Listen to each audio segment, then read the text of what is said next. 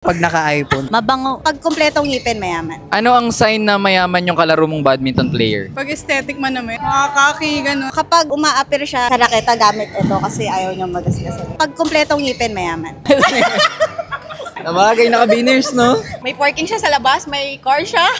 Sinyalan cruiser, gano'n. Pwede din Fortuner. Mabango. Sinisinghot mo talaga yung mga badminton. Saan? Malaki bag? Sa akin, hindi nauubusan ng pera pang laro araw-araw sa court. Parang si Rancel. UM lang po. Trabaho lang. Pag naka-iPhone po. Opo, pag naka-iPhone po. iPhone 16 po, fully paid. Kaya sagot ko yun. Pag naka-Apple Watch. Naka-Stanley po. Kapag 4 times a week nagko-queue sa Hemadi. Okay, kung mga nagtatanong, may queuing kami dito Tuesday, Thursday, Saturday, Sunday. Isa siya doon, sa regular. Weekdays lang po. Pag yung camera nila or yung pang video nila is DJI or naka-gimbal sila. Guys, kung gusto nyo umorder ng Reflux Coffee, chat lang kayo. Search nyo guys, nasa Grab daw yan. Palagi mo nakikita sa queuing. Tsaka sa pagdadala ng outfit. Parang ikaw ngayon. Hindi talaga. Humble lang talaga yung mga players natin guys. Laging nasa queuing tsaka namimigay ng Gatorade bawat game. Si J.